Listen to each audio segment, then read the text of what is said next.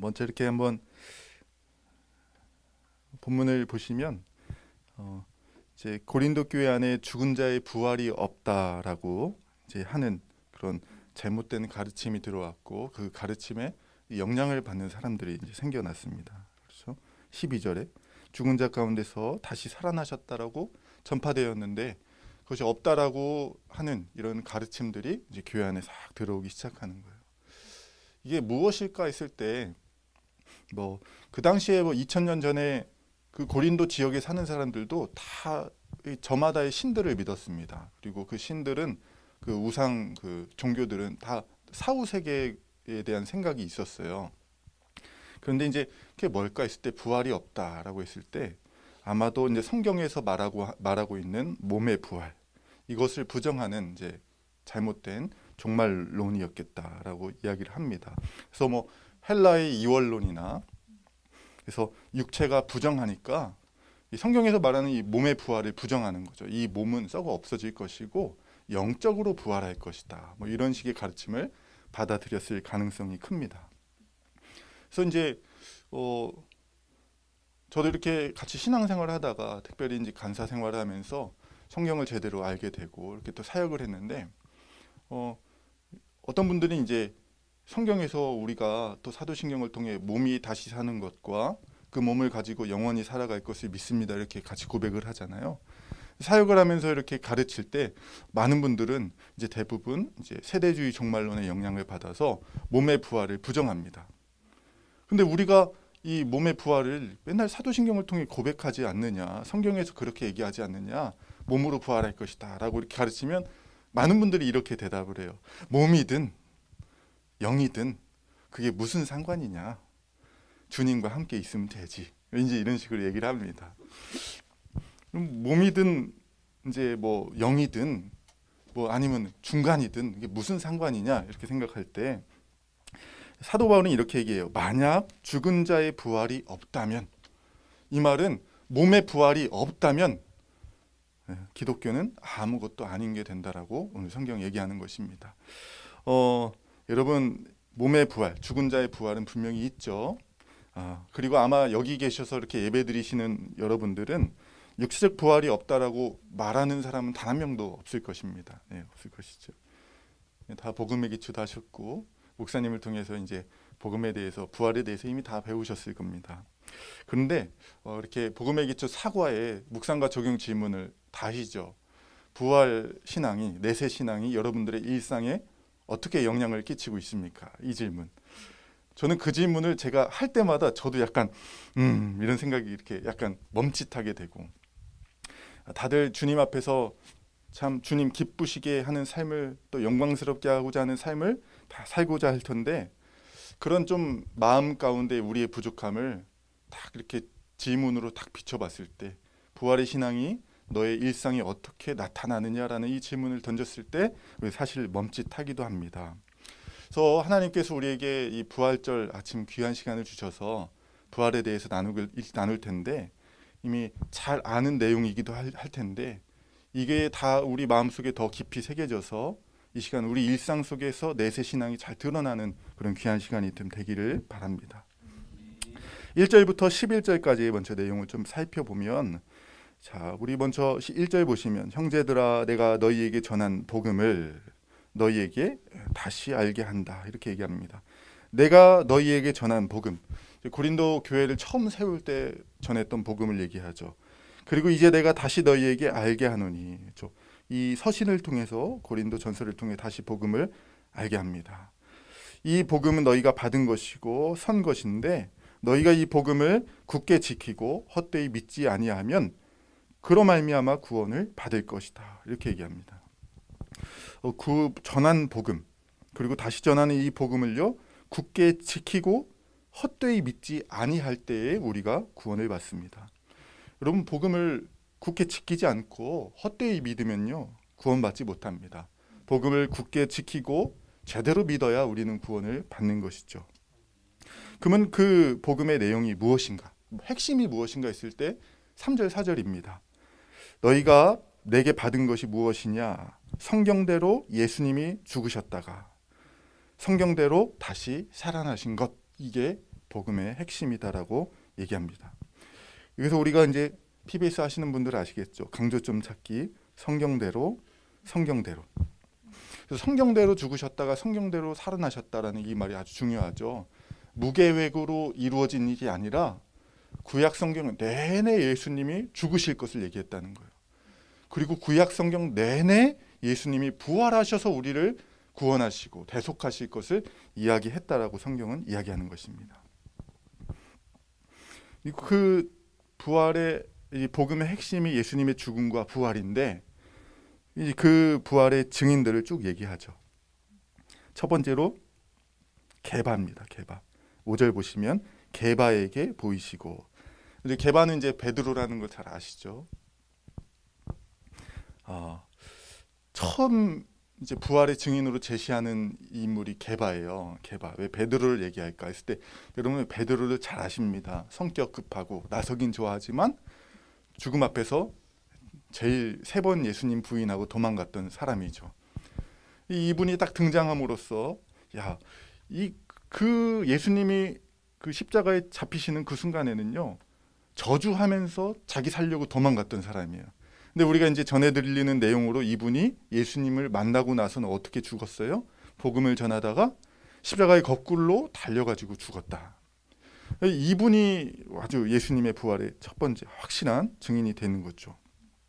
그리고 500여 형제에게 6절 보시면 그 후에 12제자에게 보이셨고 그 후에 500여 형제에게 일시에 보이셨다.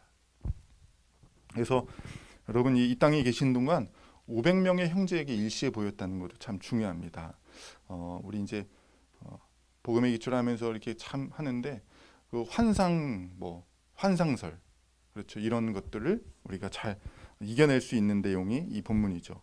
왜 이런 얘기를 하냐면 사람들이 예수님을 너무 사랑하고 따랐던 사람들이 갑자기 하루아침에 자기의 스승이자 자기가 따랐던 분이 돌아가시니까 너무 그립고 슬퍼하는 나머지 우울감이 오는 나머지 환상과 신기루와 같은 것을 보지 않았겠느냐 했을 때 500명에게 동시에 신기루가 보이는 일은 없습니다.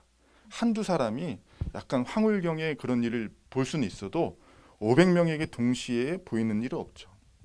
또한 여러분 그 다음엔 7절에 보면 야고보에게 보이셨다. 갑자기 500명 얘기하다가 또 한 명으로 줄었어요. 야고보. 봤나 보다 이럴 수 있는데 여기서 야고보는 예수님의 동생을 얘기합니다. 그래서 이 예수님의 형제들은요, 예수님이 이렇게 사역할 때 미쳤다는 소식을 듣고 예수님을 잡으러 왔던 이 인물들이잖아요. 마가복음 3장에서. 그래서 바알세불이 이렇게 바리새인들이 예수님의 귀신 쫓는 사역을 보고 바알세불 지폈다. 귀신의 힘을, 왕의 힘을 빌어서 사역한다라고 비판할 때 예수님의 동생들도 와가지고 그들과 함께하면서 미쳐서 저러는 거다. 한 번만 용서해 주세요. 그러고 있었어요. 그때 예수님이 그 무리를 향해서 바리새인들과 그 어머니와 동생들을 향해서 누가 나의 가족이냐? 하나님 뜻대로 하는 사람이 내 가족이다라고 얘기하면서 이 사람들은 성령을 회방하는 자고 성령을 회방하는 자는 절대 죄사함을 받을 수 없다라고 했던 무리 중에 속했던 자들이요, 동생들이었어요. 근데 지금 이 동생 야고보가 예수님을 부활하신 예수님을 형님을 딱 만나고선 이제 확실히 알게 된 거죠. 그리고 이제 예수님의 부활의 증인이 된 것입니다. 모든 사도들에게 앞서서 나타났다. 네, 제자들에게 나타나시고 의심 많은 도마에게 찾아오셔서 다시 예수님의 부활을 보여주셨고 맨 마지막에 바울 자신에게 만삭되지 못한 자 같은 미수가 같은 나에게 찾아오셨다. 참 또 바울 자신이 부활의 아주 확실한 증거입니다. 사람들이 이 갈라디아서에서 나오는 내용인데 사람들이 이제 바울의 복음을 어떻게 비판했냐면 넌 사람에게서 배웠고 사람에게 영향받은 거야 이런 식으로 비판을 해요. 근데 갈라디아서 1장 후반부에 사도 바울이 내가 사람에게서 배워서 지금 사람에게 영향받아서 이 복음을 전한다고 이렇게 하면서 자기가 절대 사람에게 영향받아서 이 복음을 전할 수 있는 사람이 아니라는 것을 이제 얘기합니다. 근데 뭐냐면 내가 유대교에 있을 때 얼마나 미친 사람이었던지 너희들 알지 이렇게 얘기해요. 여러분 바뀔 수가 없었어요. 이 사람은 유대교에 있을 때 얼마나 열심히 했냐면 율법에 있어서는 나를 흠잡을 사람 없다라고 했어요. 완전 제대로 한 거예요. 그리고 또 어떻게 했냐면 하나님의 교회를 심히 박해하였어요. 그러니까 예수 믿는 사람들, 그 이단자들을 심히 박해하여서, 여러분 예수님 만나는 그 순간에도 담에색으로 예수 믿는 사람 잡아가지고 예루살렘 감옥으로 끌고 가려고 한 거잖아요. 그런 사람이, 여러분 그 정도로 미친 사람이 사람에게 영향받아서 이게 바뀐다고? 절대 불가능한 거죠. 동족들보다 조상의 전통에 열심히 있었고, 완전히 예수님 믿는 사람들은 이단자라고, 그 사람들을 죽이는 것이 하나님께 영광을 올려드린다는 이 신념과 믿음을 가지고 했던 사람이 예수님을 딱 만나서 한순간에 모든 인생이 완전히 180도로 바뀌게 되었어요. 그러니까 내가 예수 부활의 증인이다 하는 거예요. 보니까 여러분, 베드로부터 사실 바울까지는 인생의 한순간에 180도 바뀐 사람, 그리고 그 중심에 뭐가 있냐면 부활하신 예수님을 만난 사건이 딱 있는 거예요. 여기 계신 분들도 그렇죠? 네. 저도 그래요. 저도 그런데 오는데 여기 1층에 미용실이 있더라고요. 이렇게 해서 다 한 자매가 다 대기하고 있는데 머리 하려고, 아마 이제 오후 예배 가려고 머리 하는 거겠죠. 예. 네. 저는 원래 이제 피부 미용과를 나왔어요. 그래서 피부 미용과를 나와서 이제 그 머리를 자르던 일을 했어요. 근데 한순간에 이제 거기 있다 여기 와서 이렇게 설교하고 있는데, 한순간에 부활하신 예수님을 만나서 그런 거죠. 또 몇 가지, 이렇게 한 2가지 정도 또 부활의 증거를 좀 소개를 해드리려고 하는데, 기절했다 이런 얘기도 우리가 많이 듣습니다. 예수님이 죽지 않고 기절했다. 그래서 여러분 이게 사실 생각할 수도 있을 것 같아요. 왜냐하면 사도 바울도 그 루스드라에서 유대인들한테 돌에 맞아가지고 거의 다 죽게 되었을 때 사람들이 죽었다 싶어서 성 밖으로 이 시체라고 생각해서 버렸거든요. 근데 며칠 지나다가 이제 깨어나는 거예요. 막 좀비처럼 깨어나가지고 이제 돌아다녔던 일들이 있어요. 그러니까 이런 것처럼 예수님이 십자가에서 죽지 않고 기절한 것이다. 여러분 이게 설사 기절했더라도 사실 이게 기절이 불가능한 게 뭐냐면, 여러분 사도 바울은 길 가는 사람들한테 열받아서 돌 맞은 거고요. 예수님은 로마 황제가 아니고 내가 주다라는 반란자로 잡혀가지고 십자가에 달린 거예요. 그러니까 누구한테 처형을 당하냐면 로마 군인들한테, 사형을 집행하는 전문인들한테 사형을 당했어요. 여러분 우리가 이렇게 뭐 영화 같은 데 보면은 이렇게 형을 집행하고 나서 이 사람이 죽었는지 안 하는지 막 청진기도 대보고 막 그러잖아요. 다시 달아 막 이렇게 하고. 근데 그런 전문가들한테 사형을 당해서 죽으신 거예요. 네. 그리고 여기서 장사 지낸 바 되셨다가라는 건 장례까지 다 치렀다는 걸 얘기하는 것이거든요. 그러니까 여러분 전문가들에 의해서 사형을 집행당하시고 죽으셨어요. 설사 만약에 그래도 이렇게 우리가 막 특수한 약물을 먹으면 심장이 3시간 동안 멈췄다가 뭐 다시 깨어나는 그런 영화를 봤지 않습니까? 그런 것처럼 예수님이 설사 그렇게 기절했다 한들 머리가 찢겨지고 등은 새 갈고리가 달린 채찍에 맞아서 다 찢겨지고 손과 발에, 여러분 압정이 아니라 대못이 박혔어요. 여러분 우리 여기 압정 박혔다 생각해 보세요. 일어나려고 해보세요. 일어나려고 아파가지고 막 난리가 나겠죠. 막 이렇게 짚거나 막, 그렇죠? 근데 예수님은요 손과 발에 대못이 박혔어요. 그러니까 그러고 나서 무덤에 3일 동안 있으셨을 텐데, 여러분 그러면 그분의 몸 상태가 어떨까요? 일어날 수도 없어요. 먹지도 못하고 모든 피가 빠지시고 온몸은 찢기고 구멍 났어요. 근데 그분이 일어나서 1톤이 되는 바위문을 밀었다? 불가능하죠. 예.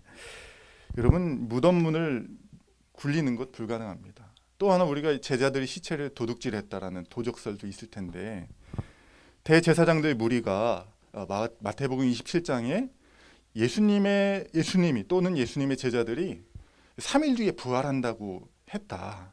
그래서 대제사장들이 로마 군대에게, 빌라도에게 뭘 부탁하냐면 무덤 경비를 좀 삼엄하게 해서 절대로 특별히 3일 동안은 시체가 도둑맞지 않도록 좀 지켜달라. 그래서 경비가 막 삼엄해진 내용이 마태복음 27장에 나와요. 여러분, 경비가 이렇게 삼엄해졌습니다. 근데 제자들이 자기의 목숨을 걸고 다시 예수님이 시체로 훔치러 들어갈 수 있을까?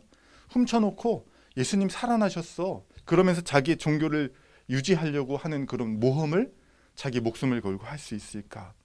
설사 한다라고 한번 생각해 보고, 또 뭐 군인들이 경비가 삼엄해져도 아니 뭐 훔칠 수 있지, 한 새벽 3시나 5시 사이에 가면 괜찮을까, 이런 생각할 수도 있어요. 저도 이렇게 경비들이 삼엄해져도 뚫을 수 있다라는 생각을 확신을 합니다. 왜냐하면 우리나라 군대를 생각하기 때문에 그래요. 제가 이렇게 최전방의 GOP에서 근무를 했습니다. 그래서 새벽 3시에서 5시가 되면 경비병들의 모든 눈이 감겨 있거든요. 그래서 그때 훔치러 가면 할 수 있겠다 생각을 해요. 근데 이게 왜 그런 생각을 자꾸 하냐면, 우리 한국 군대를 생각하는 거예요. 한국 군대는 2인 1조로 근무를 쓰거든요. 2인 1조로 근무를 서고, 선임이 먼저 이렇게 근무지 들어가시면, 자, 난 먼저 잘 테니 근무를 잘 서라, 이렇게 하고 주무세요. 그럼 한 3시 정도 되면은 이제 후임들도 서서히 졸기 시작합니다. 그럴 때 뭐 가가지고 훔쳐오면 되지 않겠냐, 시체를. 근데 로마 군대는요, 근무조가 우리처럼 2인 1조로 들어가는 게 아니라 12명에서 16명이 한 조로 움직여요. 12명에서 16명. 그러니까 2명씩 서 있을 수는 있어요. 근데 그 한 조가, 딱 그 무덤을 지키는 한 조가 12에서 16명이 서는 거예요. 그래서 여러분, 뭐 이렇게 우리가 뭐 어디서 막 그 근무조 교환, 교대식 막 하는 거 보면은 막 이렇게 단체로 막 가잖아요. 말 타고. 그런 식으로 근무를 하는 거예요. 그러니까 우리나라 군대를 생각하면 둘이 들어가서 꾸박꾸박 졸다가 그런 식으로 생각하는데, 로마 군대는 12에서 16명이 세워져 있었다. 그러니까 예수님의 이 시신을 훔쳐갈 수 있는 이런 상황이 절대로 되지 않는 것이죠. 여러분, 이 1절부터 11절의 내용을 쭉 봤습니다. 좀 부활의 증인들의 좀 내용이 이렇게 의미 있는 본문이라는 것을 우리가 한번 생각해 보면서, 여러분, 이 부활의 아침, 하나님께서 오늘 이 말씀을 통해서 우리에게 주시는 것은 성경대로라는 이 말, 성경대로 죽으셨다가 성경대로 살아나셨다라는 말 속에서 성경의 핵심, 복음의 핵심이 예수님의 죽음과 부활이다라는 거예요. 그리고 이 부활절 아침에 우리는 예수님이 진짜 부활하셨다는 것을 굳게 지키고 헛되이 믿지 않아야 될 줄로 믿습니다. 그래서 언제까지 확고하게 지켜야 되느냐? 주님 오시는 그날까지, 우리가 주님 앞에 서는 그날까지 이 죽음과 부활의 신앙만큼 우리 확실하게 지켜야 되는 것입니다. 지키라라는 이 말 속에서 우리가 분명히 알아야 될 것은, 우리 신앙이 무중력 상태에서 살아가는 게 아니에요. 여러분, 무중력은요, 그냥 탁 한번 힘 받으면 쭉 가는 거잖아요. 우리가 예수 믿고 의롭다함 딱 받으면 그 상태로 쭉 가는 게 아니에요.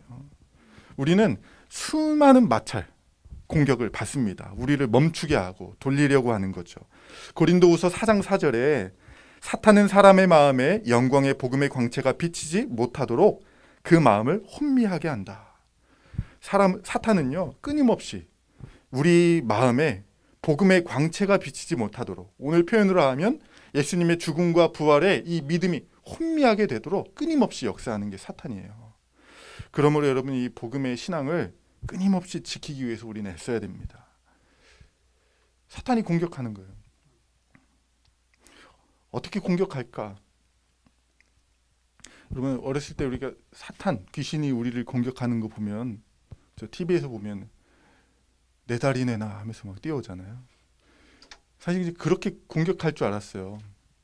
그렇게 공격하면 차라리 도망가면 돼요. 여러분, 내 다리 내놔 하면 뛰어오면 도망가면 되는데, 성경에서 말하는 이 사탄과 귀신은 어떻게 내 다리 내놔 하면서 쫓아오는 것이 아니라, 확 티나게 쫓아오는 것이 아니라, 우리가 가진 이 복음을 왜곡하고 변질시키고, 그게 아니래 그럼 살짝 바꾸고, 다른 것에 관심을 갖게 하고 다른 가치관을 우리에게 주입하셔서 죽음과 부활의 신앙이 혼미하게 되게, 혼탁하게 되게 만들어요. 그러니까 무서워요. 차라리 내 다리 내놔 하고 쫓아오면은 도망가면 되는데, 이 복음을 변질시키고 다른 것에 집중하게 만드는 그런 일들을 합니다. 그러므로 여러분, 굳게 지키고 헛되이 믿지 않도록 노력해야 된다는 것은, 우리가 이 부활절 아침에 다시 부활의 복음을 우리가 되새기는 것처럼 날마다 복음을 붙잡고 또 연구하고 공부하고 나누고 다시 한번 생각하고 또 공부하고 이런 일들을 끊임없이 반복하는 것. 주님 앞에 서는 그 날까지 이것을 반복하는 것이 바로 굳게 지키고 헛되이 믿지 않도록 하는 노력의 아주 중요한 부분이라 생각이 됩니다. 어렸을 때 저는 성령의 불이 저에게 탁 임하면 뇌가 망가져가지고 그냥 주님 앞에 서는 그날까지 이렇게 쫙 가는 줄 알았어요. 근데 그게 아니더라고요. 성령은 우리에게 끊임없이 얘기하는 게 굳게 지키고 헛되이 믿지 않도록 노력하라라고 말씀하고 있습니다. 그리고 그 노력 중에 아주 중요한 부분이 바로 이 주일 예배일 테고, 주일 예배의 설교 듣는 시간이 죽음과 부활의 복음을 우리가 날마다 주중마다 기억하기 할 수 있도록 돕는 아주 최고의 시간이라 생각이 됩니다.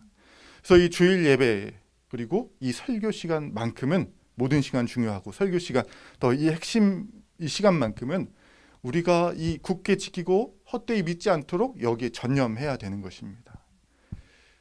토요일 날 컨디션 조절 잘 하셔서 주일 예배에 집중할 수 있게 하시고, 축구 새벽에 보지 마시고, 데이트도 토요일은 일찍 끝내시고 해야 됩니다. 가끔 정신이 멍하잖아요. 그때 이렇게 옆에 따귀로 한 대 딱 때려주세요. 이렇게 멍 때리고 있으면 설교 잘 들어라. 네. 그래서 참 이 주일 이 설교 듣는 시간만큼은 우리가 잘해야 됩니다. 또 같이 이렇게 모임 시간에 복음을 진지하게 나누는 시간이 필요하겠죠. 이렇게 교회마다 이렇게 시간들이 있을 텐데, 뭐 평일에 모이실 수도 있고 주일 오후에 모이실 수도 있는데, 이렇게 속마음에 이게 마귀가 역사를 해요. 어떤 저 설교 시간에 했는데 뭘 또 하냐. 그러면서 이제 좀 가벼운 이야기로 시작해서 가벼운 얘기를 끝내라. 이런 식으로 이제 우리를 유혹합니다. 그래서 너 머리 참 잘 됐다. 어디서 했어? 1층에서 했어. 그래서 이제 막 얘기하고 그러고 가는 거예요. 다음 주도요. 화장 잘 됐다. 그러고 가는 거예요. 보니까 1년 동안 머리, 화장, 옷, 신발 이런 거나 얘기하고 가는 거예요. 여러분 그럴 수 없죠. 그래서 항상 성경 보니까 저도 약간 그래요. 이렇게 했는데 앞전에 했는데 또 이 시간에 그 말씀을 또 나눠야 되나, 좀 가볍게 이 시간은 가볍게 이런 생각이 드는데, 여러분 그거는 자기에게 드는 이 안타까운 생각이죠. 근데 여러분 한번 그럴 때 경험해 보셨어요? 복음을 나눴더니요, 조금 지루해할 줄 알고 힘들어할 줄 알았는데 막 힘을 얻어. 그런 경험 해보셨잖아요.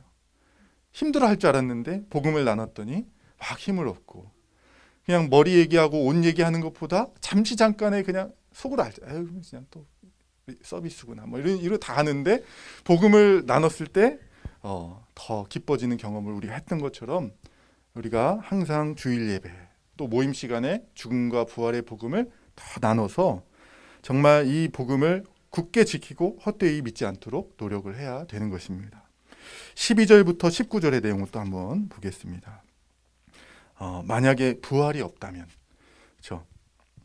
저는 이런 생각을 해봐요. 그러니까 자꾸 교회에서 이렇게 한국교회 사역을 하다 보니까 영이든 육이든 뭔 상관이야 이런 얘기 진짜 많이 들었어요. 근데 만약에 몸에 부활이 없다면 어떤 일이 발생됐을까? 12절부터 15절에 보면요, 사도 바울이 얘기합니다. 먼저 13절 딱 보시면 12절 죽은 자 가운데서 부활이 없다 하느냐, 부활이 없다 하느냐, 이런 이야기를 지금 하는 거예요. 부활이 없으면 우리 모든 것이 헛것이다. 사도 바울이 얘기하죠. 첫 번째 보시면 그리스도가 다시 살아나지 못했을 것이다. 이렇게 얘기하죠. 부활이 없으면 예수님이 살아나지 못했을 거예요. 부활이라는 게 없으면. 그리고 네 번째로 있는 게 하나님이 그리스도를 다시 살리지 아니하셨을 것이다. 이게 약간 샌드위치 구조처럼 이렇게 있는 것 같아요. 하나님이 예수님을 딱 살리셨어요.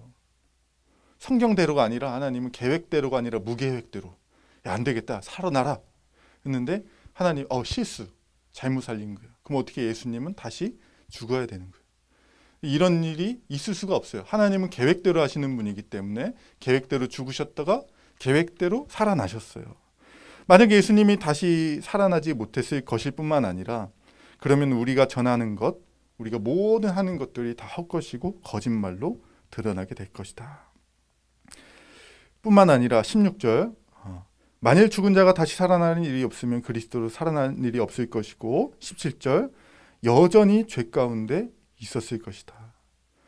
특별히 우리 모든 것이 헛것이 되는데 그 헛것 중에 헛것인 게 뭐냐면 우리의 죄가 그대로 있게 되는 것. 예수님 부활이 없으면 이렇게 되는 것이죠. 여러분 이 부분 잘 아시죠? 잘 아십니다. 부활하고 죄사함이 어떤 연관이 있을까?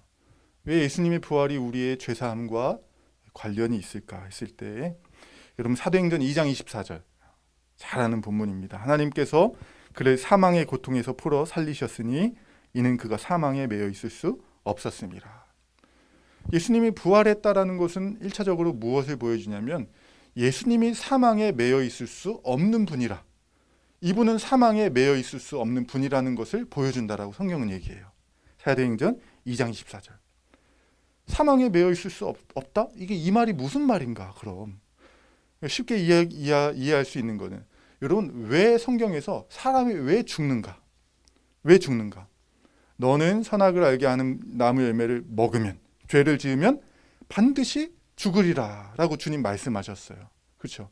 그래서 사람이 죽는 건, 사망에 매여 있는 이유는 죄 때문인 거예요. 그런데 예수님이 사망에 매여 있을 수 없었음이라 이 말을 하는 얘기는 뭐냐면 예수님은 죄인이 아니라 이 말을 하는 거예요. 그러므로 여러분 예수님의 부활은 첫 번째로 예수님이 죄가 없으신 분이라는 것을 우리에게 보여주시는 사건이에요. 그럼 여기서 질문을 던질 수가 있는 거예요. 그럼 왜 죽으셨어? 3일 동안 왜 죽으셨냐라고 물어봤을 때 성경은 분명하게 얘기합니다. 우리의 죄 때문에 형벌 대속적 죽음을 죽으신 것이다. 그래서 여러분 부활이 없다면 예수님 그냥 자기 죄 때문에 죽으신 것이고 우리는 정말 간절한 믿음으로 그분이 우리의 죄를 해결하셨구나라는 믿음을 가질 뿐이지 헛것이 되는 거예요. 여러분 우리 찬양 있잖아요. 주의 보좌로 나아갈 때 예수님의 십자가 보혈 의지하여 담대히 나아간다 이렇게 얘기하죠. 그럼 우리 하나님 앞에 막 담대히 나아갑니다. 이렇게 믿음을 가지고 예수님의 보혈로 우리가 깨끗하게 되었다. 난 담대히 딱 나아가면 어떻게 돼요? 예수님 부활하신 게 없다면 죽는 거예요. 그냥 딱 나아갔더니 죽는 거예요. 그럴 때 이제 속으로 얘기하죠. 쟤는 조금 덜 담대히 나아가서 그래. 그래서 두 번째 사람이 아주 더 큰 담대함을 가지고 딱 나아갔어요. 죽는 거예요. 그랬더니 이게 쟤는 60%밖에 안 돼. 80%의 담대함을 가지고 나아갔더니 죽는 거예요. 여러분 아무리 담대하건 어떤 마음을 가지고 가건 예수님이 부활하신 게 없다면 우리는 하나님 보좌로 절대 나아갈 수 없고 그 모든 복을 받아 누릴 수 없고 죽을 수밖에 없는 운명인 거예요. 그런데 어떻게 우리가 담대하게 나아갑니까? 예수님이 부활하신 것 때문에 그러는 것이죠. 잠자는 자들도 다 망하게 되었을 거예요. 성경에서 이제 잔다라고 하시는 분들은 예수님을 믿다가 먼저 돌아가신 분들을 얘기하는 거죠. 잔다라고 표현하는 거는 깰 것을 전제하면서 얘기하는 거예요. 깰 것을 전제하면서. 그래서 우리가 매일 자고 깨는 것처럼 여러분 오늘 저녁에 주무실 거죠. 그리고 아침에 또 일어나실 거죠. 이게 이제 우리 일상이잖아요. 이것과 같이 이분들도 잠깐 자다가 예수님 오시는 그날에 깨어나게 될 거예요. 근데 만약에 예수님 부활이 없으면 이분 망한 분들이에요. 그냥 계속 주무시는 거예요. 끝났어요. 그 인생이. 근데 그냥 인생이 끝나면 그렇다 치는데 여러분 지금 2000년 전에 주무시는 분들, 예수 믿고 주무시는 분들은요. 편안하게 주무시는 분들이 편안하게 주무시게 된 게 아니에요. 예수님 믿는 것 때문에 온갖 핍박과 박해를 다 당하고 고문당하다가 순교하신 분들이 많거든요. 근데 그렇게 했는데 망한 거예요. 그냥 아무것도 아닌 죽음이에요. 그냥. 19절 예수님의 죽은 자의 부활이 없다면 그리고 이 세상이 끝이라면 우리가 제일 불쌍한 사람이다.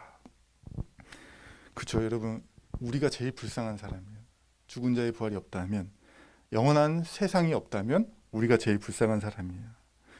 이 좋은 날 여기 앉아서 뭐 하십니까? 그렇죠?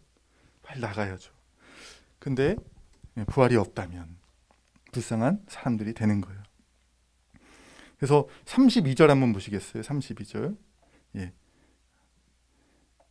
32절 후반부에 보면 죽은 자가 다시 살아나지 못한다면 내일 죽을 터이니 먹고 마시자리라. 내일이 없으면 오늘을 사는 거죠. 오늘을 기쁘게. 그러니까 여러분 부활이 없으면 그냥 오늘 빨리 먹고 마시는 게 현명한 거예요. 이분들한테는. 그러니까 근데 우리는 이제 내세를 믿고 여기 앉아 있잖아요. 그러니까 그런데 만약에 부활이 없다면 이 거짓이라면 우리가 진짜 제일 불쌍한 거죠. 내일을 위해서 오늘 안 먹고 교회를 위해서 오늘 안 먹고 막 복음 전하고 이렇게 뭔가 헌신하면서 포기하며 살아가는 우리가 제일 불쌍한 건데 그런데 성경은 앞에서 얘기하죠. 부활을 아주 확실하게 이야기하고 있습니다. 여러분 이 부분을 가지고 적용을 해보면 여러분 예수님이 부활하셨습니다. 네, 부활하셨어요. 예수님 부활하셨어요. 그럼 우리가 이 예수님이 부활하지 않았다면 이 모든 것이 헛것이 된다라는 이것을 우리는 이제 반대로 받아들일 수 있는 거예요. 첫 번째로 우리의 죄는 확실하게 사함받았습니다. 예수님의 부활은 예수님이 의인이라는 것과 그리고 우리의 모든 죄가 해결되어서 우리도 예수님처럼 의인이 되었다는 것의 증명이자 증거입니다. 그래서 이제는 우리는 죄의 종이 아니라 의의 종이고 완전한 죄사함 받은 자들이 된 줄로 믿습니다. 그래서 이것을 믿으시고 이제 새 생명을 가지고 부활의 생명을 누리면서 살아가시면 되는 거예요. 사단의 참소에 넘어가지 마십시오. 네. 의의 방패, 의의 투구, 의의 호심경, 이 내가 예수님의 믿음으로 말미암아 의롭게 되었다는 것을 사단이 계속 참소하면서 공격해요. 그럴 때 야 봐라, 네가 너까지 게 무슨 의인이고 네가 무슨 죄와 싸워서 이길 수 있느냐라고 우리에게 자꾸 참소할 때에 이 말씀을 믿으세요. 나 같은 자가 의인이에요. 나 같은 자가 싸울 수 있어요. 아니 그래도 저는 저를 보니까 안 되겠는데요. 그럴 때 여러분 누구를 바라봐야 되냐면 부활하셔서 승리하신 그리스도를 바라봐야 되는 것입니다. 자꾸 그렇게 부정하고 싶으면 차라리 부활을 부정하시면 돼요. 예수님이 부활하지 않았다.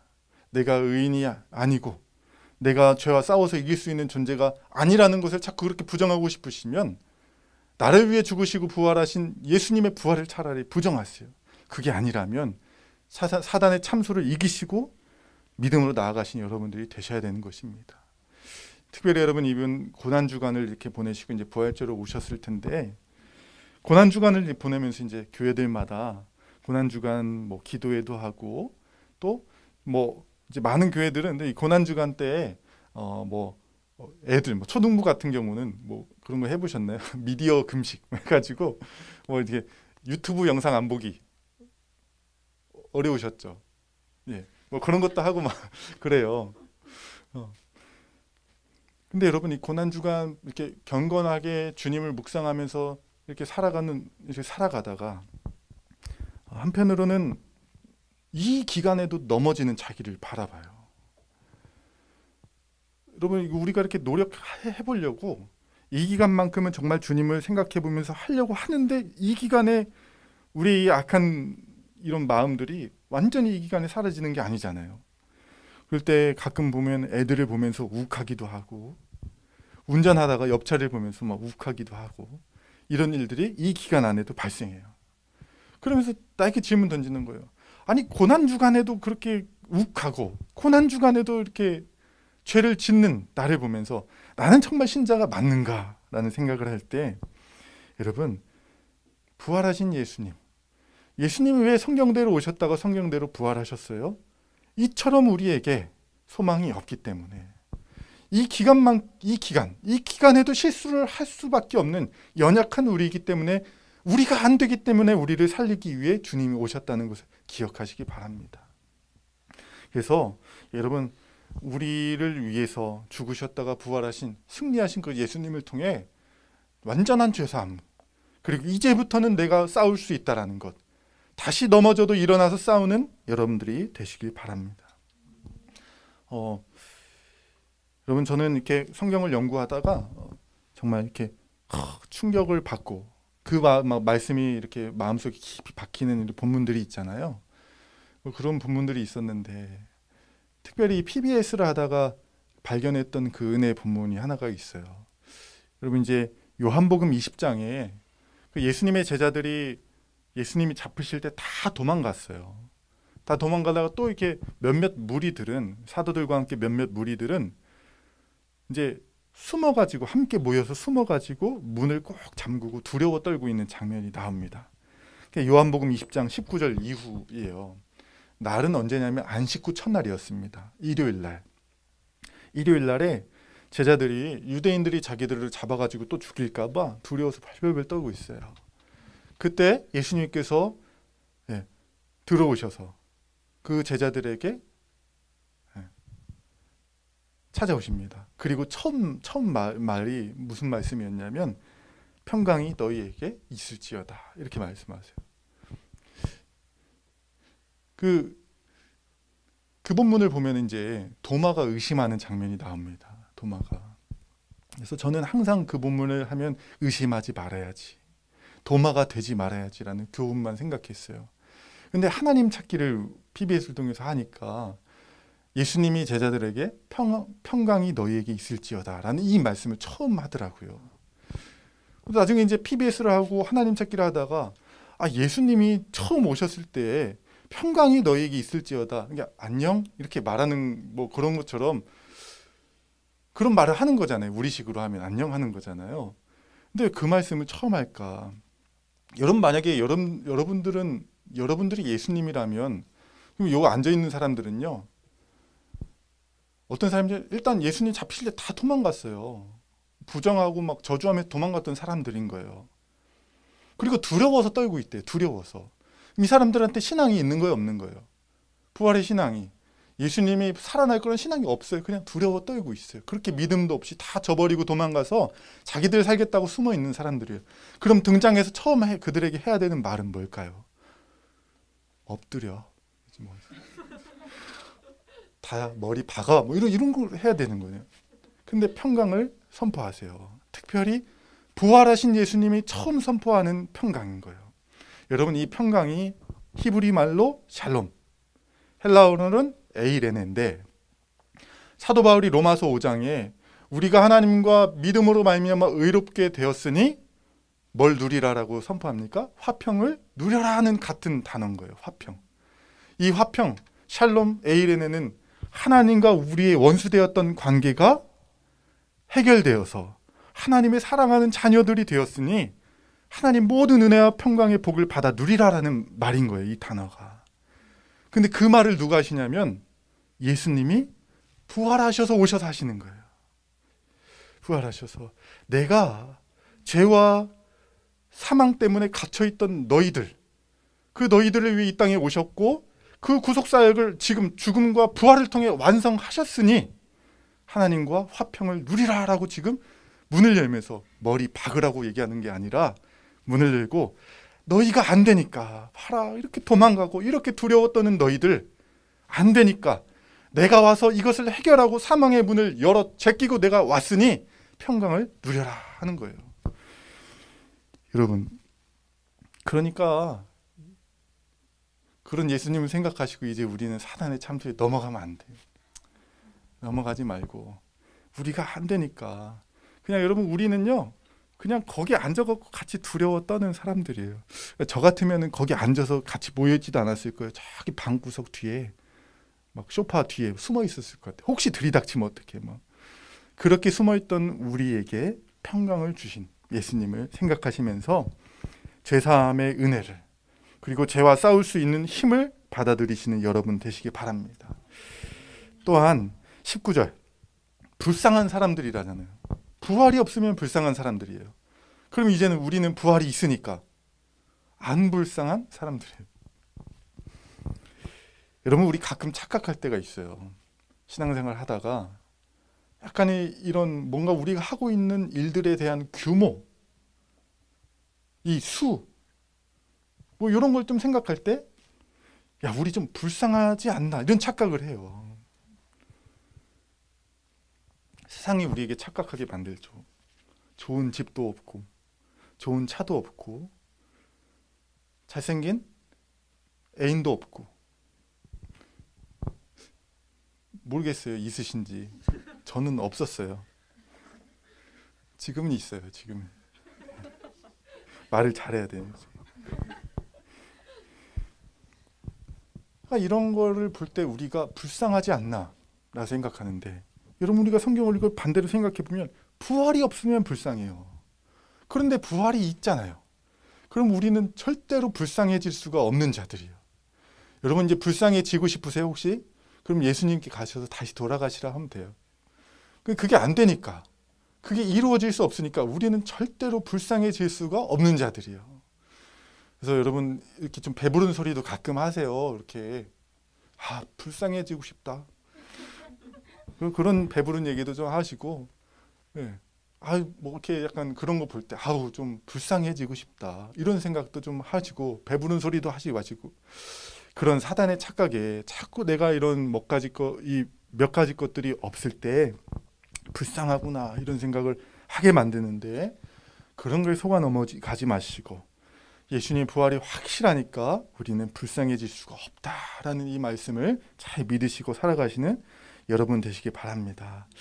20절부터 마지막 34절에 마지막에 일어날 일들에 대해서 이제 쭉 얘기합니다.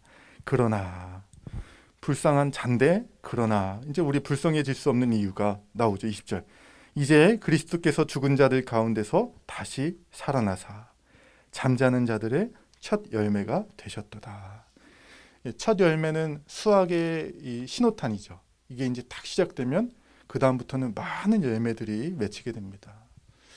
예수님이 이 부활의 첫 열매가 되셨어요. 그리고 수많은 열매들이 맺히고, 우리도 이미 예수님의 그 부활의 열매죠. 이 땅에 성령으로 중생한 자들 뿐만 아니라 예수님이 다시 오시는 날에 이 열매는 아주 눈앞에 확실하게 드러나게 될 것입니다. 21절 22절 보시면 사망이 한 사람으로 말미암았으니 죽은 자의 부활도 한 사람으로 말미암는도다. 아담 안에서 모든 사람이 죽은 것 같이 그리스도 안에서 모든 사람이 삶을 얻으리라. 여러분 이 말씀을 하는 이유는, 한 사람이 살아난 게 그분 살아났을 수도 있어요. 근데 왜 모든 사람이 살아난다라고 얘기하냐라고 했을 때 바울이 얘기하는 게, 여러분 한 사람이 죄져 갖고 모든 사람이 죄인 됐죠. 한 사람이 죄져서 모든 사람이 죽었어요. 그렇죠? 우리의 인류의 대표였던 아담 때문에. 그와 같이 이제 믿는 자들의 대표이신 예수님 이 한 분의 의로움 때문에, 한 분의 부활 때문에 우리가 아담 때 겪었던 것처럼 그렇게 될 것이다. 이제 대표성을 또 얘기를 하면서 구속사의 이 부활의 순서를 쭉 얘기합니다. 23절. 그럼 우리 어떻게 됩니까? 부활이 기다려 차례대로 되니까 이제 23절 얘기하는 거예요. 처음에는 첫 번째 차례는 뭐였어요? 예수님. 첫 열매이신 예수님. 두 번째 차례는요. 여러분 막 빨리 부활의 몸을 입고 싶잖아요. 안 돼요. 기다려야 돼요. 순서가 있어요.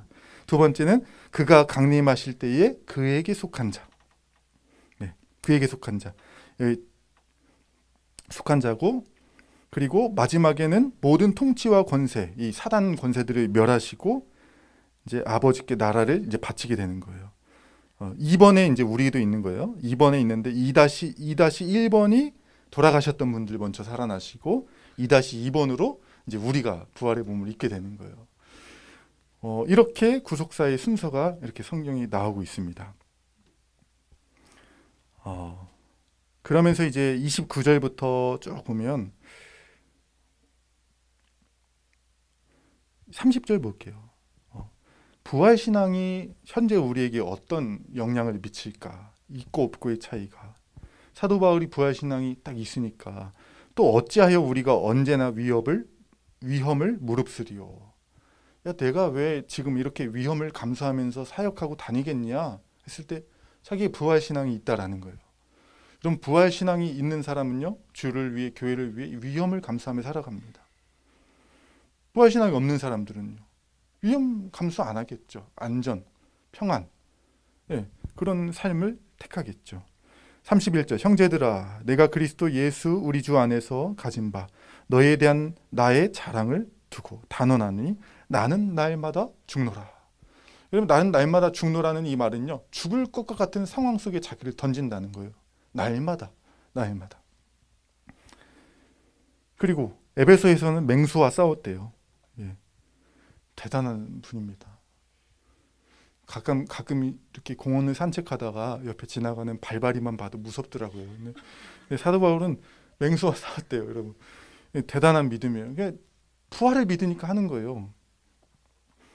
그래서 우리에게 마지막 권면하는 거예요. 33절, 34절. 속지 말라. 부활이 없는 그 가르침에, 없다고 하는 그 가르침에, 그 가치관에, 그 유혹에 속지 마. 그리고 악한 동무들은 선한 행실을 더럽히는데 너희는 깨어서 부활이 있다라는 그 믿음에 확실해져서 의를 행하고 죄를 짓지 말라. 하나님을 알지 못하는 자가 있기로, 부활신앙이 흐릿해진 너희가 있기로 내가 너희를 좀 오늘 부끄럽게 하려고 이 말을 써놓으라, 이렇게 말하고 있습니다. 여러분, 다 정해져 있어요. 오늘 본문을 보니까 앞에서는 성경대로라고 얘기했고, 오늘 20 쭉 보니까요, 23절, 그렇죠. 23절에 보니까 차례대로 되리니, 하나님의 계획대로, 하나님께서 정하신 차례대로 되는 거예요. 여러분, 차례대로 성경대로 됐어요. 예수님이 죽으셨다가 이것도 성경대로 되었고요, 예수님이 부활하신 것도 성경대로 되었어요.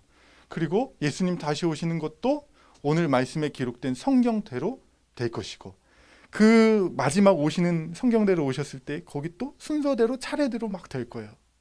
우리는 두 번째, 첫 번째 예수님, 돌아가신 분들, 이제 성도들 먼저, 그리고 우리 세 번째 우리가 부활하게 될 거예요.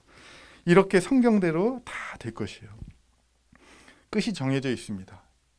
예수님은 반드시 올 것이고, 오셨을 때 우리에게 영원한 부활의 생명을 주실 것입니다.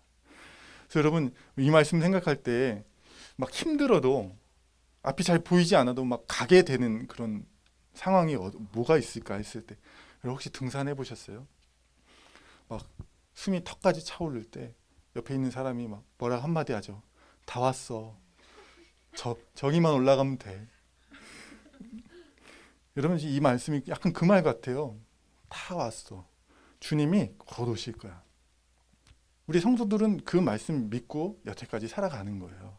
다 왔어요. 주님 곧 오실 거예요.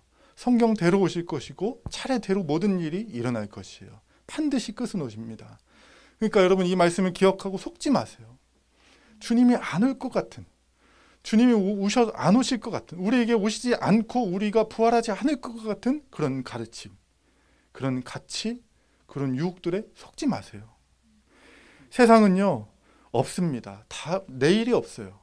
미래가 없어요. 그러니까 오늘을 위해 살아가요. 오늘 좀 넓게 얘기해 볼까요? 다음 세상이 없어요. 그러니까 이번 세상을 위해서 살아가잖아요. 이 세상은. 그러니까 오늘 먹고 이 세상에서 그냥 이렇게 좋은 집, 좋은 차 사고 이렇게 살아가는 것에 집중하는 거예요. 그리고 우리를 볼 때 뭐라고 얘기합니까? 지금 그렇게 살 때냐 얘기해요. 지금 젊은데 이렇게 교회, 젊은데 뭐 복음 이러면서 살 때냐 막 우리를 자꾸 유혹합니다. 그때 우리는 속지 말아야 돼요. 그러면서 뭐라고 얘기하냐면 젊을 때 주를 위해 일해야죠. 이게 한 힘 있을 때 더 주를 위해서 일하는 거예요. 여러분, 주님이 우리에게 하신 그 말씀 있잖아요. 우리가 여기서 하는 일들, 그리고 형제 자매를 좀 돕는 모든 일들은 하늘의 보화를 쌓는 일이라고 주님 말씀하셨어요. 주님이. 그러니까 우리가 했던 상을 결코 하나도 잃지 않을 거라고 말씀했어요. 그럼 여러분, 이 말씀을 우리가 믿는다면 지금 우리가 젊었을 때 주를 위해 하는 모든 일들이 헛것이 아니에요. 쌓는 거예요. 미래를 위해 쌓는 거예요. 그러니 여러분, 내일은 없고 오늘을 위해 살아가야 된다는 이 가르침, 세상의 가치들에 속지 마시고 자기를 의를 행하고 죄를 짓지 말고, 의를 행하고 죄를 짓지 말고 주님과 교회를 위해서 더 살아가시는 여러분들이 되시길 바랍니다. 주님 오시는 그날에 주님 옆에서 우리가 부활의 몸을, 주님과 같은 부활의 몸을 입고 같이 살아가게 될 것입니다. 그것을 믿고 살아가는 이 모든 저와 여러분 되시길 바라겠습니다. 기도하겠습니다. 제가 기도로 마치겠습니다. 주님 감사합니다. 우리를 위해 이 땅에 오시고 십자가에 죽으시고 다시 사신 그 예수님의 은혜, 또 그 모든 것을 계획하시고 이루신 하나님의 은혜에 감사를 드립니다. 하나님, 우리가 이 부활의 신앙을 정말 잘 알고 고백하면서 살아갑니다. 그런데 우리도 모르게 이 사단은 우리 부활의 생각을 정말 흐트러지게 만들고 연약해지게 만들어서 우리가 정말 이 삶이 맞나, 다른 삶에 더 집중해야 되지 않나라고 자꾸 우리를 속입니다. 하나님, 이 부활의 아침에 다시 부활의 복음을 우리에게 전해주셔서 속지 않게 하시고 부활의 복음을, 이 십자가의 길을 다시 한번 결단하게 하시니 감사합니다. 우리가 속지 않고 날마다 주님과 함께 동행하며 이 길을 걸어갈 수 있는 우리 주의 뜻교회 성도들 다 될 수 있게 축복하여 주시옵소서. 은혜 주신 주님께 감사 올려드리오며 예수님의 이름으로 기도했습니다. 아멘.